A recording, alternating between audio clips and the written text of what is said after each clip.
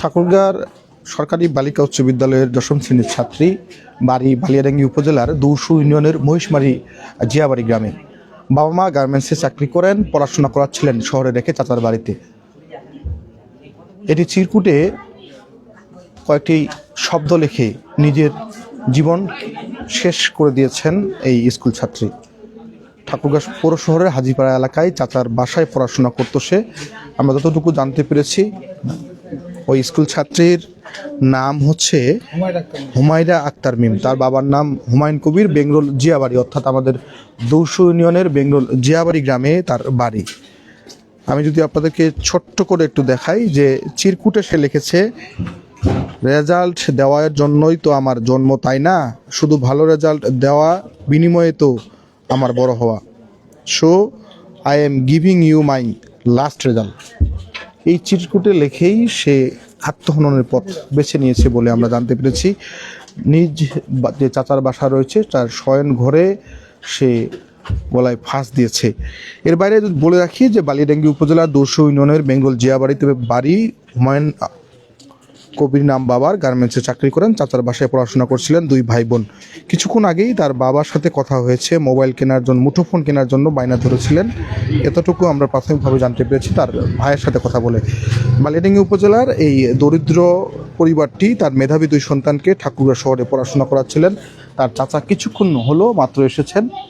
আসার পরে মূলত তিনি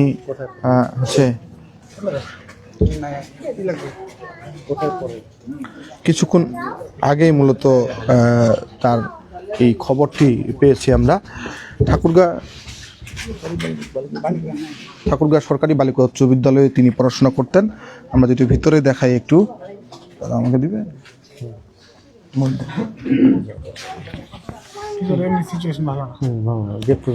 আচ্ছা, আর যদি আমি আপনাদেরকে একটু দেখাই যে তার এই খবর শোনার পর ঠাকুরগাঁ শহরের যে হাজিপাড়া এলাকা রয়েছে, এখানে সংবাদকর্মীরা এসে ভিড় করছেন।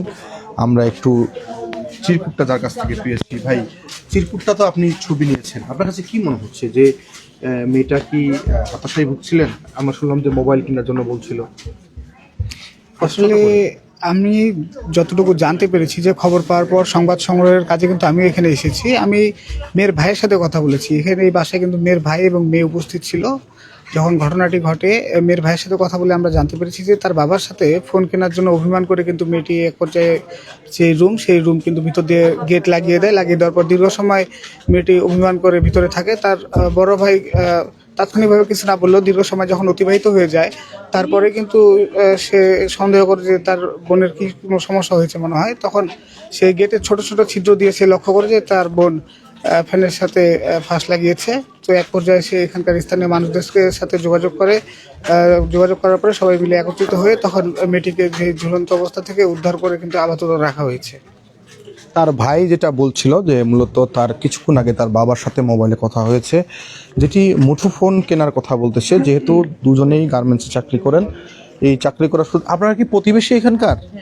জানেন কোনো ঘটনা আন্টি? বলেন তো, কিছু শুনছেন আপনারা? না, কিছু শুনি নাই ভাইয়া, বলেন। মুঠোফোনে গল্প হয়েছে কিছুক্ষণ আগে। শোনার পরে তারা যেটা বলছেন যে মোবাইল কেনার এক ধরনের তার বায়না ছিল, অভিমানও ছিল। এরপরে চিরকুটে এটি লিখে সেই নিজ যে শয়নঘর রয়েছে অর্থাৎ সেখানে, এরপর তার ভাই খাওয়ার জন্য ডাকলে সে টের পাই যে আসলে সে গলায় ফাঁস দিয়েছে। এরপরেই বিষয়টি জানাজানি হওয়ার পর থেকেই কিন্তু এই সংবাদকর্মীরা বলেন, তারপরে এখানকার যারা স্থানীয় রয়েছেন, এখনও পুলিশ ঘটনাস্থলে আসেনি। আমরা দেখেছি যে চাচার বাসায় ছিল, সেই চাচা এসেছেন, এসে ভিতরে গেছেন, এখনও তিনি বের হননি। বের হলে হয়তো বা আমরা জানতে পারবো। এরপর আইনশৃঙ্খলা বাহিনী আসবে, তাদের যে কার্যক্রম সেটি করবে। আমরা ততটুকু জানতে পেরেছি তার বাড়ি আমাদের বালিয়াডাঙ্গি উপজেলার দৌসু ইউনিয়নের বেঙ্গল জিয়াবাড়ি গ্রামে বাড়ি।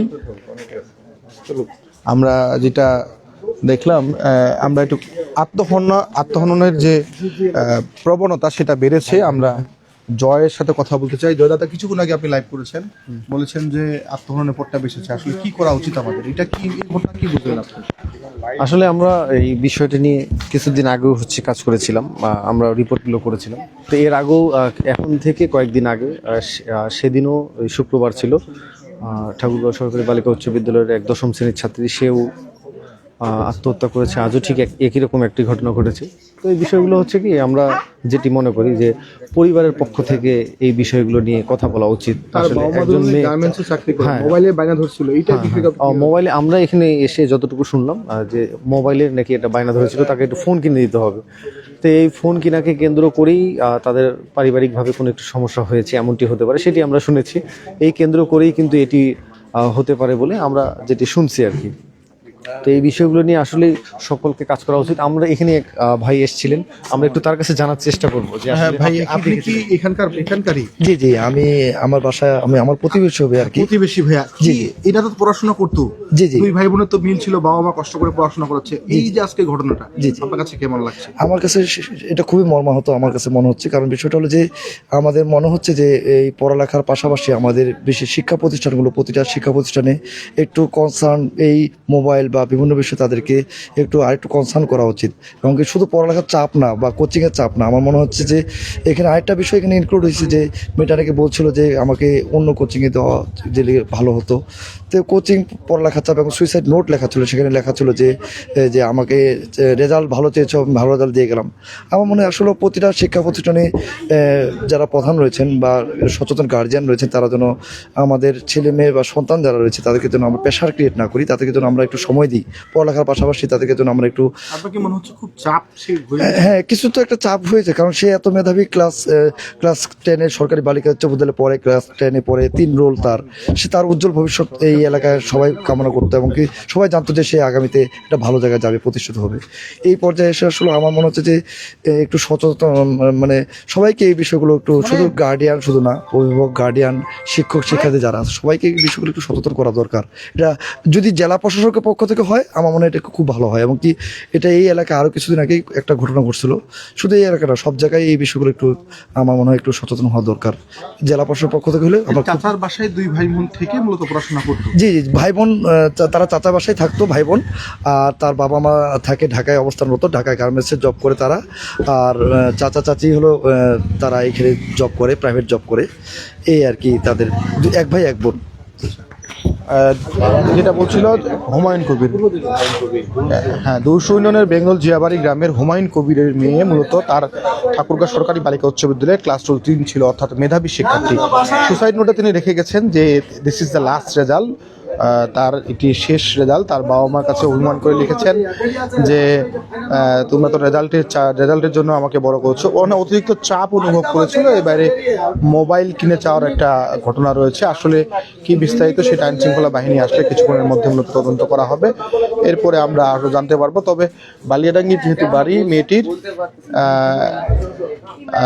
তার মা খুব কষ্ট করে মূলত, তারা বাবা মা এই খবরটি পেয়ে আসলে কতটা মর্মাহত হবে সেটা বলতে পারতেছি না। তবে তার এখনই কিন্তু শোকাহত পুরো পরিবারটি। আমরা যেটা দেখতে পাচ্ছি যে এই খবর জানার পরেই তারা, অনেক মানুষ এসেছেন এখানে তাকে দেখার জন্য, মূলত তার বাড়িতে ভিড় করছে। তার চাচা আসে, আমরা, আপনি কি ওনার গ্রামের বাড়ি না এখানকার প্রতিবেশী? আপনি?